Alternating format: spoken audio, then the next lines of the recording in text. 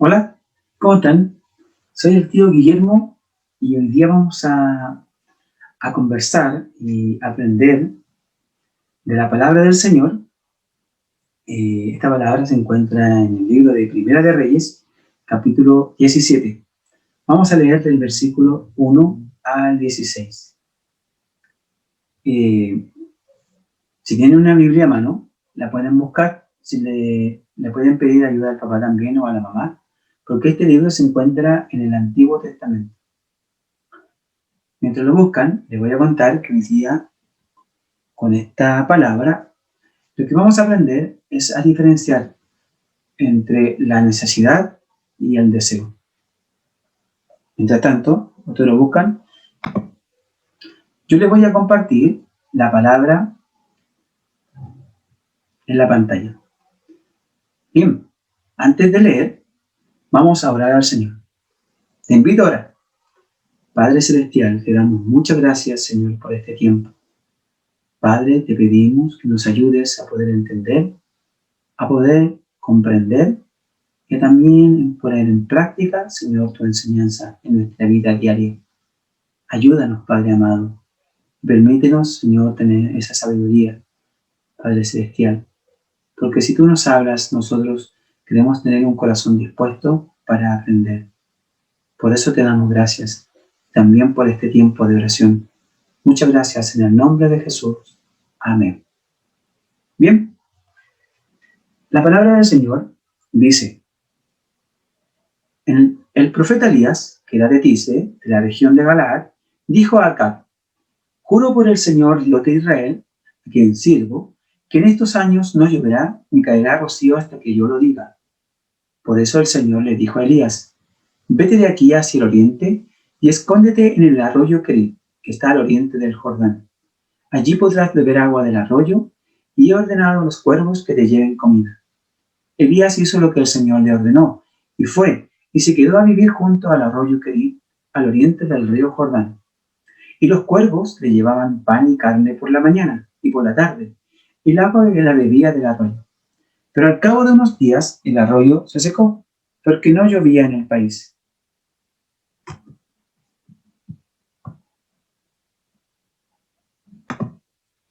Entonces el Señor le dijo a Elías: levántate y vete a la ciudad de Sarepta en Sidón, y quédate a vivir allá.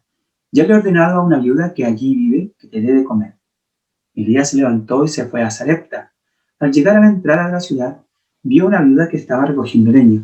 La llamó y le dijo: por favor, tráeme en un vaso un poco de agua para beber. Ya iba ella a traérselo cuando Elías la volvió a llamar y le dijo: por favor, tráeme también un pedazo de pan. Ella le contestó: te juro por el Señor tu Dios que no tengo nada de pan cocido. No tengo más que un puñado de harina en una tinaja y un poco de aceite en una jarra. Y ahora estaba recogiendo un poco de leña para ir a cocinarlo para mi hijo y para mí. Comeremos y después nos moriremos de hambre. Elías le respondió: no tengas miedo, voy a preparar lo que has dicho. Pero primero, con la harina que tienes, haz una torta pequeña y tráemela. Después, otras para ti y para tu hijo. Porque el Señor Dios de Israel ha dicho que no se acabará la harina de la tinaja, ni el aceite de la jarra hasta que el día en que el Señor haga llover sobre la tierra. La viuda fue e hizo lo que Elías le había ordenado, y ella y su hijo y Elías tuvieron comida para muchos días. No se acabó la harina de la tinaja, ni el aceite de la jarra, tal como el Señor lo había dicho por medio de Elías. Es impresionante el relato que hemos podido leer o escuchar. Es impresionante ver cómo Dios ordena a este varón profetizar y decir las palabras que él le estaba ordenando decir.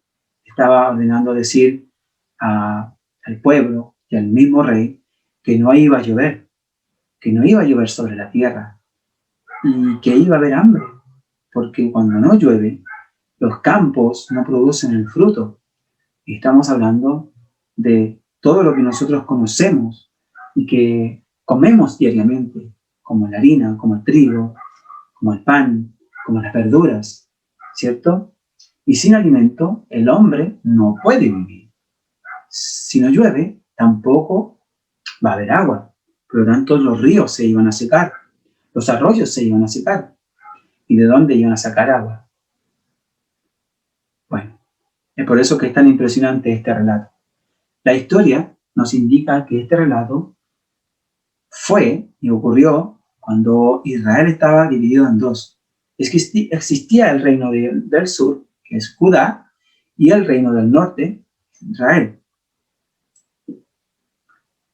Elías vivía y fue a conversar y a enfrentar al rey que en ese tiempo vivía en el reino del norte, Israel.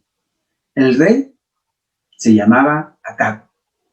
Y la palabra del Señor dice que este rey hizo lo malo ante los ojos de Dios, más que todos los presidentes y que todos los gobernantes que habían antes.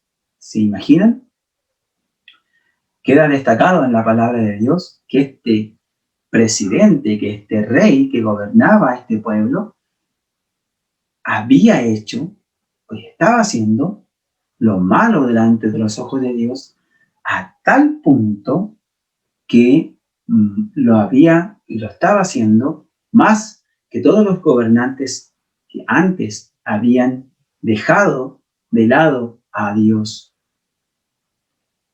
El pueblo conocía a Dios, los reyes conocían a Dios, habían leyes que Dios había dictado y también les había dicho por medio de muchos profetas que no se apartaran de él y que no se volvieran a otros dioses, porque eso es idolatría. Eso es alejarse del único Dios real y verdadero. Los otros dioses simplemente eran imágenes a las cuales las personas adoraban. Pero este rey, de nombre Acab, no hizo caso, ni tuvo temor de Dios, sino que hizo lo malo. Entonces, Elías lo fue a confrontar. Lo fue a confrontar porque Dios le estaba ordenando que le dijera que a causa de ese pecado, que a causa de haberlo desobedecido y haberlo desechado, él iba a mandar una sequía muy profunda, muy grande a su pueblo. Imagínense que esta sequía duró 3 años. 3 años en donde no cayó una gota de agua sobre la tierra. Y los campos comenzaron a secar. Y los animales también comenzaron a perecer por falta de alimento. Más que eso, las personas tampoco tenían que comer. Qué lamentable, ¿cierto? Cuando las decisiones de un rey afectan a un pueblo y cuando el mismo pueblo, ¿cierto?, se aparta de Dios. Mas Dios lo hizo por lo que yo les comentaba. Este rey adoraba imágenes y no tuvo temor de Dios, sabiendo que el Dios, su Dios, los había cuidado, los había guardado, los había protegido y les había dado todas las cosas que ellos necesitaban. Esto a causa de adorar a imágenes, a cosas que no tienen vida, cosas que son creadas por las mismas personas, son hechas con las manos de las personas, pero no tienen ningún poder. La esposa de Acab, Jezabel, era una mujer que venía de otro país y que incitó y que llevó a este rey a hacer este tipo de acciones, este tipo de pecados que airaron a Dios. Pero Dios, el Señor, no dejó solo a Elías. Le había ordenado aquella misión de poder enfrentar al rey, pero esto tenía e iba a traer consecuencias. Dios le ordenó al profeta que se fuera a un arroyo. Allí iba a tener lo indispensable para poder vivir y para poder conservar sus fuerzas, porque a Elías le tocaba un camino muy largo.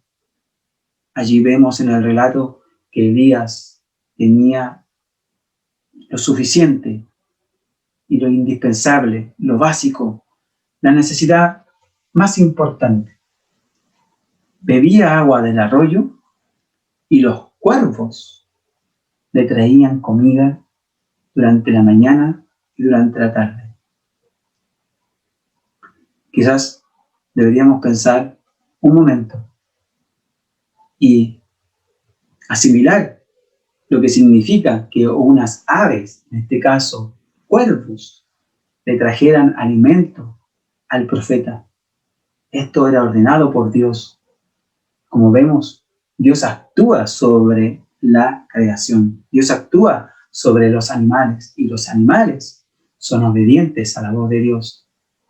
El profeta también fue obediente a pesar de las circunstancias difíciles que estaba viviendo. Lo que ocurre posteriormente es que el arroyo se seca y ya no hay agua. ¿Qué es lo que iba a hacer Elías? Yo creo que en ese momento él se preocupó, ¿cierto? Como nos preocuparíamos nosotros también. Falta agua. Si falta agua, nuestros cuerpos comienzan a debilitarse. Mas Dios le ordena a Elías que vaya a una ciudad en donde una mujer le iba a sustentar. Es decir, le iba a dar nuevamente lo que él necesitaba, lo más básico, el agua y el alimento. Nuevamente Dios demostrándole, diciéndole que él estaba ahí, que no estaba solo. Lo sorprendente de este relato y lo maravilloso de este relato es que Elías no sabe que la mujer tiene solamente una porción de alimento para ella y para su hijo. Mas Dios le había dicho que no le iba a faltar esa porción. Elías le pide agua porque tiene sed, porque es indispensable para vivir. Es una necesidad para vivir. Pero también le pide pan. Y la mujer le dice, te juro por tu Dios que solamente tengo una porción de harina y una porción de aceite y ahora iba a preparar alimento para mí y para mi hijo y después nos íbamos a morir de hambre porque no hay nada más. ¿Se imaginan la situación? ¿Se imaginan que nosotros fuéramos a la cocina y ya no quedara nada para comer? Sería muy difícil, ¿cierto? Yo sé que muchos de ustedes no han pasado por esta situación, pero algunos sí. Y es por eso que debemos entender, debemos comprender cuál es la diferencia entre la necesidad y el deseo. Quizás el deseo del profeta o de la mujer era tener bastante alimento como para no estar pasando por esta situación. Quizás el deseo de Elías es no estar en esa situación y no haber dicho lo que dijo, pero era su deseo, no era lo que Dios le estaba ordenando. Pero Dios estaba actuando y iba a actuar milagrosamente en la vida de ellos. El profeta había recibido la orden del Señor y también creyó en que ya el Señor había preparado esto. Por lo tanto, no le iba a faltar. Ella fue y preparó el alimento. Y dice que no le faltó el alimento para ella, para su hijo y para el profeta durante todo el tiempo en que duró la sequía.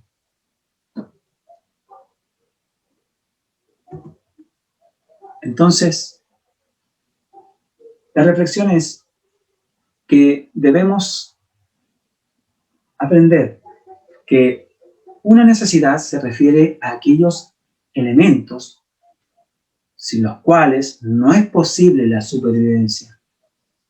Se dieron cuenta que acá Dios suplió lo esencial, suplió lo que es necesario para la supervivencia, en este caso, de Elías y también de la viuda y su hijo. Pero se contrasta o hay una diferencia cuando nosotros pensamos en el deseo. Y el deseo son aquellas cosas que no son esenciales para la vida, cosas que queremos tener o queremos alcanzar para sentirnos mejor, pero no son esenciales. Dios, en este sentido, Él nos enseña que Él ha suplido la necesidad de Elías, de la mujer y de su hijo. Pero posiblemente no el deseo que podemos tener. Muchas veces el deseo se inclina hacia lo que Dios no quiere o se inclina hacia mi voluntad, porque el deseo pues, muchas veces puede ser a causa de la codicia, porque quiero tener aquello que tiene mi amigo o mi compañero, o quiero tener eso para poder sentirme mejor, ¿cierto? Pero no es indispensable. ¿Cómo nos damos cuenta cuando un deseo no está en la voluntad de Dios? Primero que nada, debemos saber que lo esencial son aquellas cosas con las cuales podemos vivir. Y tú te das cuenta, muchas veces los papás, cuando van a comprar, siempre van a mirar primero por lo esencial, ¿cierto? Lo esencial es que podamos tener alimento. Lo esencial es que podamos tomar agua o tener agua. Lo esencial, podríamos también decir lo que les comenté antes, como el aire, la luz o el calor, tener una casa y la misma tierra. Muchas veces tenemos más que esto, ¿cierto? En la casa podemos ver que tenemos más cosas de las que necesitamos para vivir. ¿Por qué? Porque a veces deseamos tener un televisor.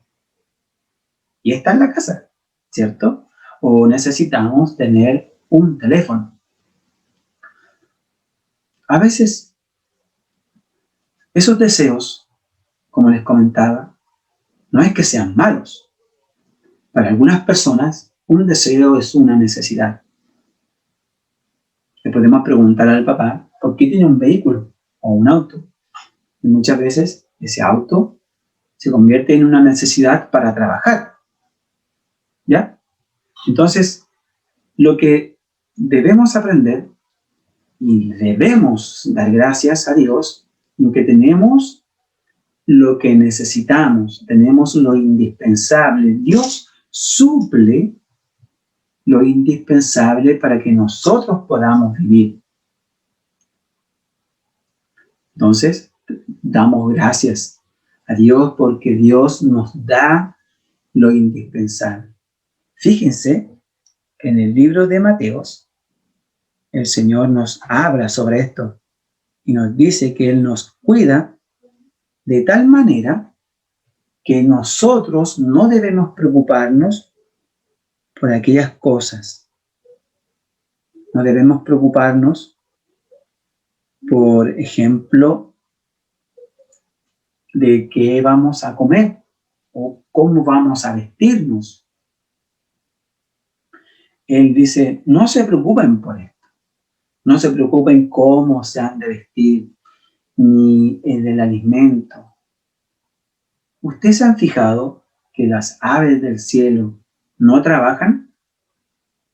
Bueno, ellas, a pesar de eso, igual tienen para comer, porque Dios les suple el alimento. ¿Cuánto más al hombre? ¿Cuánto más a nosotros? Él suple nuestras necesidades más básicas. Pero ¿cuáles son nuestros deseos? Como les decía antes, no es que el deseo en sí sea malo. Podemos anhelar cosas y podemos quererlas tener, pero ¿qué nos motiva a querer obtener aquellas cosas? Algunos pueden desear la felicidad y no cosas materiales, por ejemplo. Pero, ¿por qué lo deseamos? O, si no lo obtenemos, ¿cómo nos afecta? Si no obtenemos aquello que deseamos, ¿qué produce en nuestra vida y en nuestro corazón? ¿Se dan cuenta? Porque si tenemos lo más básico, debemos ser agradecidos. Pero si no obtenemos lo que deseamos, vamos a estar tristes, nos vamos a enojar con nuestros papás porque no nos dan lo que deseamos. Posiblemente el papá tiene otra prioridad. A lo mejor alguien le pidió al papá en Navidad un notebook o le pidió una bicicleta nueva y el papá no se la pudo comprar o no la pudo obtener porque había que suplir la necesidad más básica. Debemos examinar nuestro corazón y debemos reconocer que en algunas ocasiones el deseo que tenemos en el corazón nos produce tristeza, ansiedad, nos produce enojo. Más si tenemos lo que necesitamos, si tenemos lo suficiente para vivir y aprendemos la lección del profeta Elías, que hasta los mismos cuervos le llevaron alimento para poder vivir y posteriormente a la viuda no le faltó la porción de aceite y de harina. Entonces debemos alegrarnos, debemos gozarnos en Dios y debemos darle gracias porque las cosas indispensables están ahí en tu hogar, en tu casa. Solo es necesario que te des una vuelta por la cocina y te vas a dar cuenta que lo tienes. Dale gracias a tu papá, a tu mamá, porque Dios le da la fuerza a ellos y la salud. A veces, el solo hecho de tener a tu familia en tu casa, con salud, tenerlas a tu lado y de poderlas abrazar, posiblemente sea mejor que cualquier deseo que lo tengo albergado en el corazón, que me produce ansiedad y tristeza. Si el Señor nos ha enseñado en este día, démosle gracias a Él y oremos con nuestro papá, con nuestra mamá, para dar gracias. Y principalmente porque ellos están contigo allí, en tu casa. Abrázalos. Llama a tu abuelito o a tu abuelita, si no lo has visto, y dale gracias al Señor porque ellos están ahí. En realidad, ya sea cual sea la circunstancia, da gracias a Dios porque Él siempre te cuida y te da lo indispensable para que puedas vivir.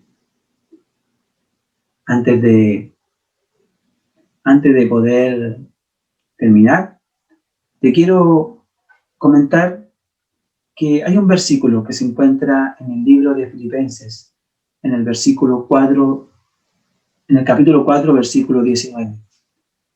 Te invito a que lo busques y lo compartas con tu familia. Filipenses, capítulo 4, versículo 19. Vamos a orar para darle gracias al Señor. Señor, te damos muchas gracias, Padre Celestial, porque nos das la posibilidad de poder aprender. Y no solamente aprender, sino que también examinas nuestro corazón hasta lo más profundo. Y sabes, Señor amado, cuál es aquel deseo, Señor, que tengo en mi corazón. Ayúdame. Ayúdame para darte gracias, porque tengo lo indispensable y lo necesario. Tú me lo has dado día a día y por eso te agradezco. Muchas gracias en el nombre de Jesús. Amén. Niños, que estén muy bien, cuídense mucho y Dios les bendiga.